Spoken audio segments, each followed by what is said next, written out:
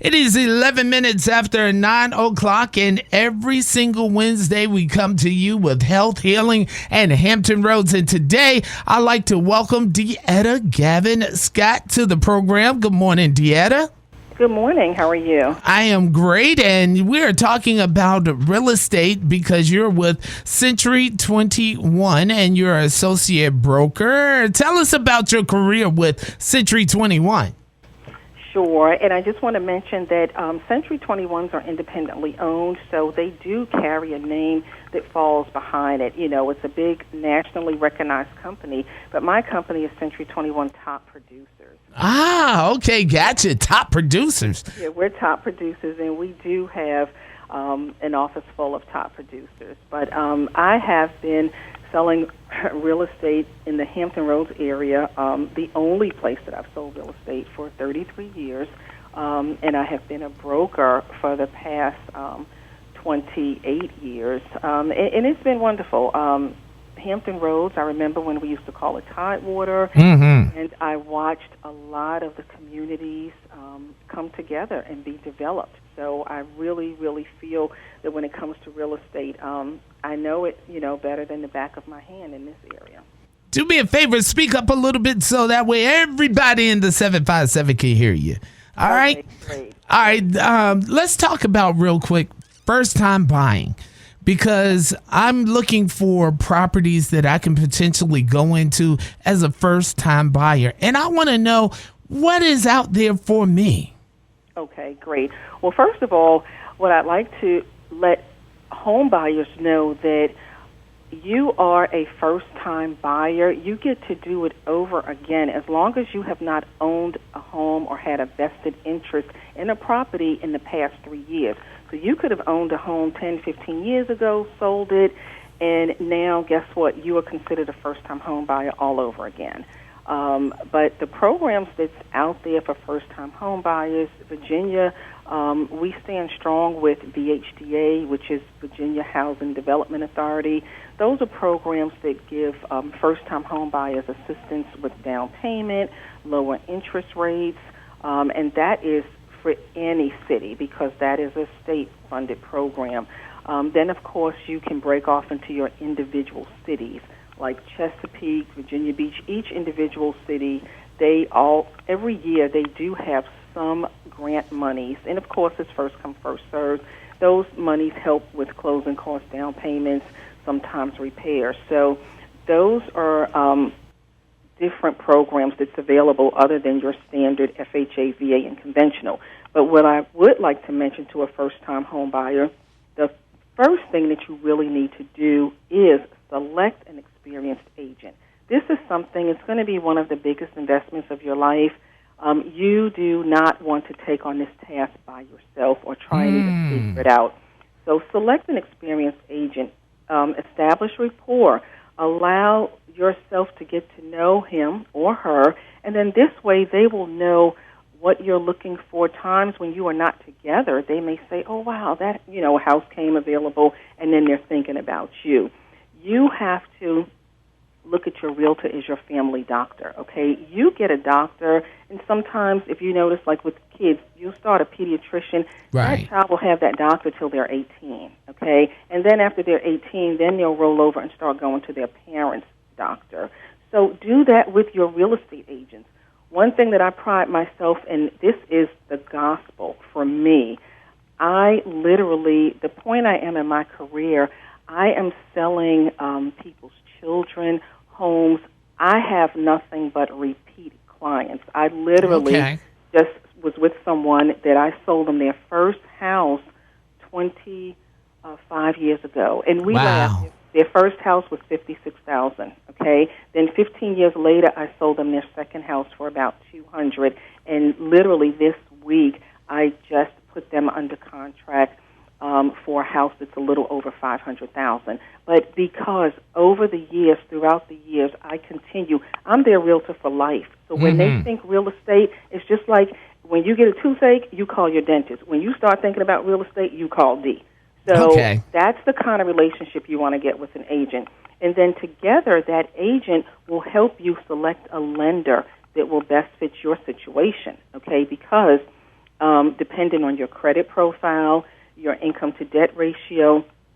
Different lenders have different programs that will suit a first-time home buyer. But again, an agent would know that better than you would. So get an agent and make them your best friend. And they'll Gotta ask the question here. When do I know the balance of if I want to, continue renting, or when is it time specifically to start looking at buying?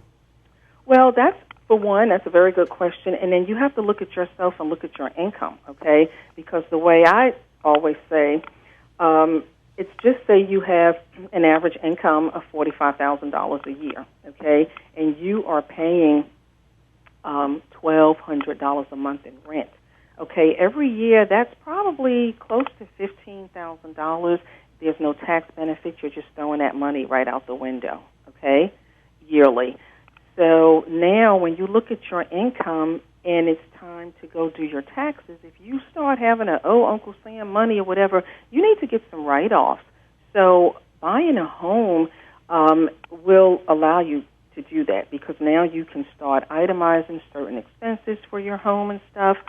But again, people now are paying $1,200, $1,500. If you're paying $2,000 a month in rent, that is $24,000 a year that you are opening up the window every month going out. You will not see that back. But if you was putting that to a mortgage, then you're keeping some of your income is sheltered, because now you get to have better tax write-offs and stuff. So I think once you get a steady income and you know that, you've got steady income, save.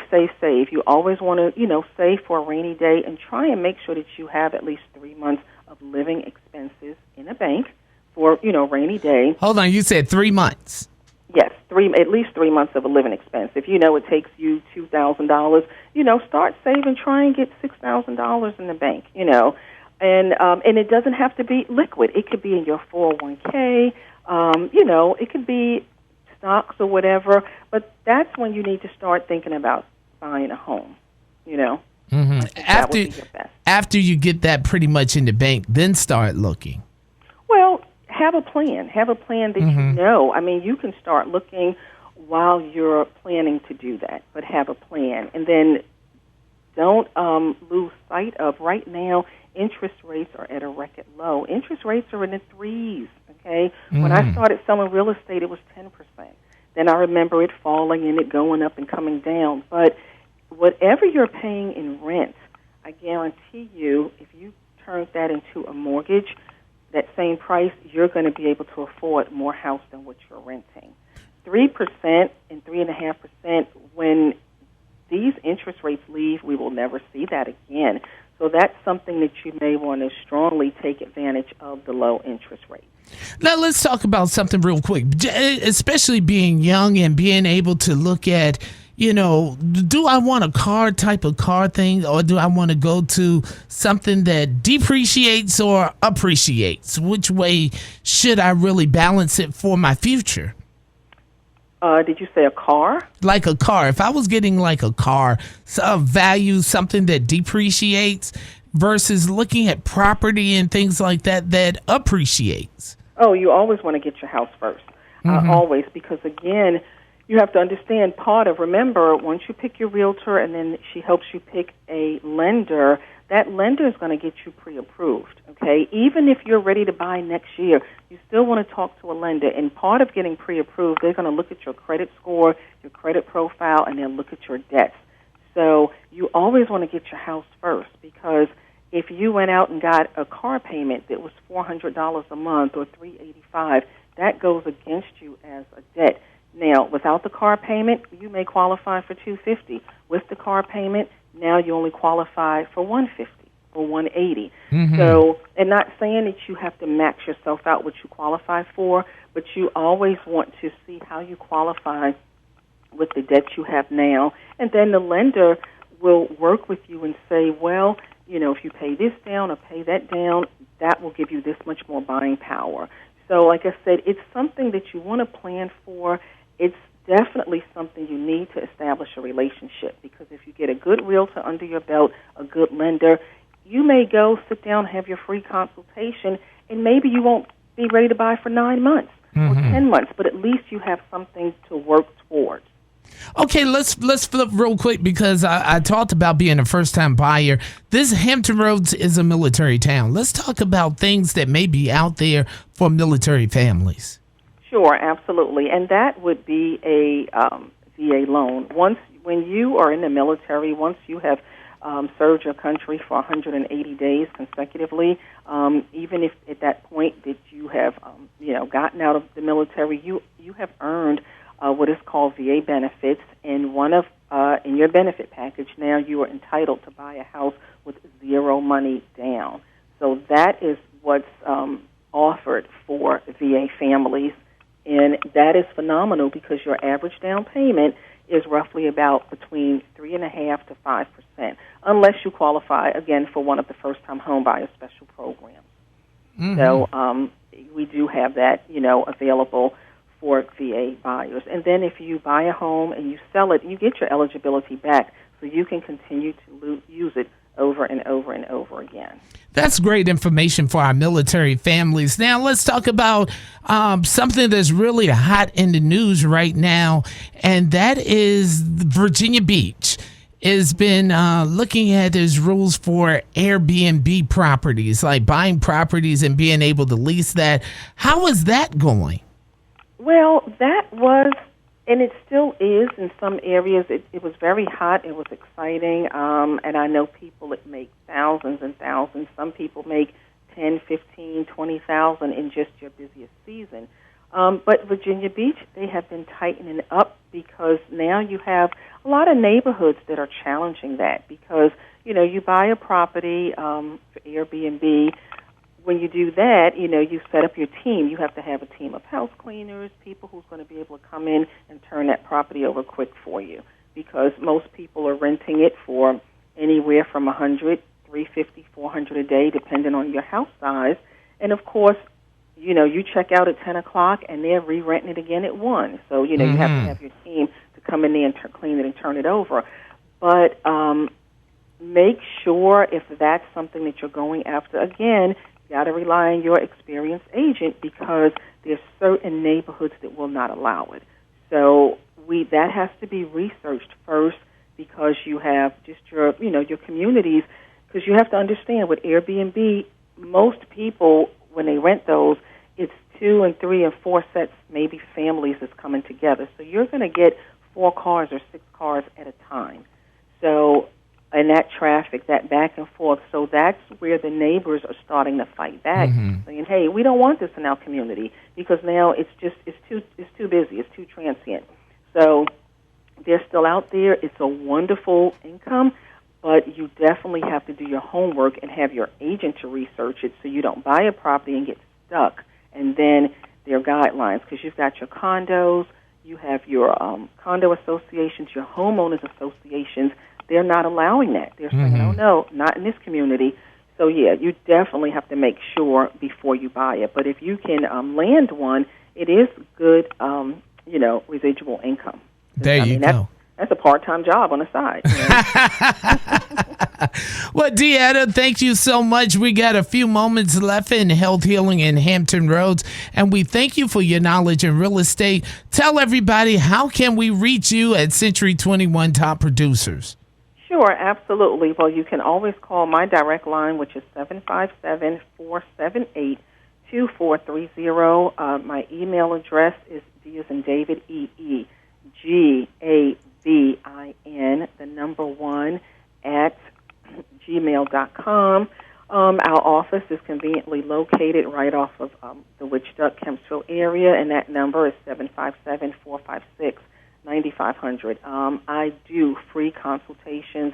I would be more than happy to talk with you and, of course, link you with a loan officer, someone that could, help get you on the right track and just let you know if you want to tackle buying a home in 2021 or get prepared to buy one in 2022.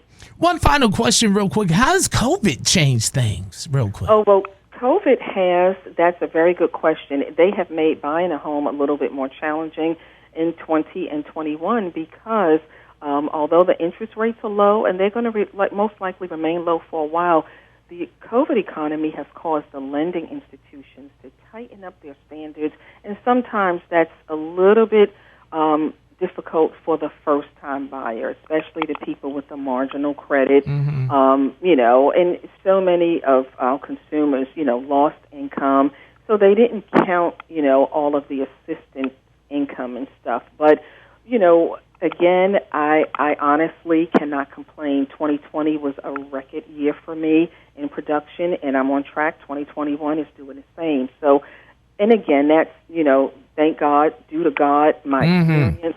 Right. And my experience. And again, I just have to pay attention to the changes. And as the rules change, then I change and I inform my buyers and say, well, we can't do this, but we can do that. There you go. So once again, I can't stress enough, get an experienced agent in your corner, and they can help you make that American dream come true. Thank you so much, DeEtta, for spending time with us on this Wednesday for Health, Healing, and Hampton Roads. All right? You're so welcome anytime.